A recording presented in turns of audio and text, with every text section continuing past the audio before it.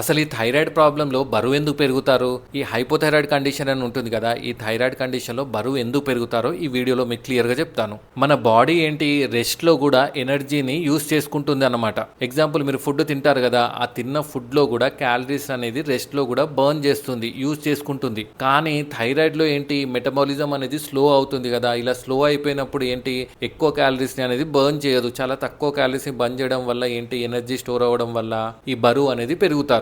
రెండోది ఏంటంటే ఈ నీరు, వాటర్ అండ్ సాల్ట్, ఇది ఏంటంటే బాడీలో నిల్వ ఉండడం, రీటైన్ అవ్వడం వల్ల కూడా వెయిట్ గెయిన్ అనేది అవుతారన్నమాట. అందుకోసమే చాలా మందిలో కాళ్ళ వాపులు కూడా వస్తాయి కదా, అదేంటి, ఇది వాటర్ అండ్ సాల్ట్ రిటెన్షన్ అవ్వడం వల్ల ఈ కాళ్ళ వాపులు అనేది ఉంటాయి. సో రీజన్స్ ఏంటి, ఒకటి మెటబాలిజం స్లో అయిపోవడం వల్ల, రెండోది ఏంటంటే వాటర్ అండ్ సాల్ట్ రిటెన్షన్ అవ్వడం వల్ల. సో మీకు గనుక ఇలా బరువు పెరగడం లక్షణం కనుక ఉంటే మీ డాక్టర్ని తప్పకుండా కన్సల్ట్ అవ్వండి. మరి మీకు థైరాయిడ్ వచ్చినప్పుడు మీకేం లక్షణాలు ఉన్నాయో కింద కామెంట్లో చెప్పండి. Thank you.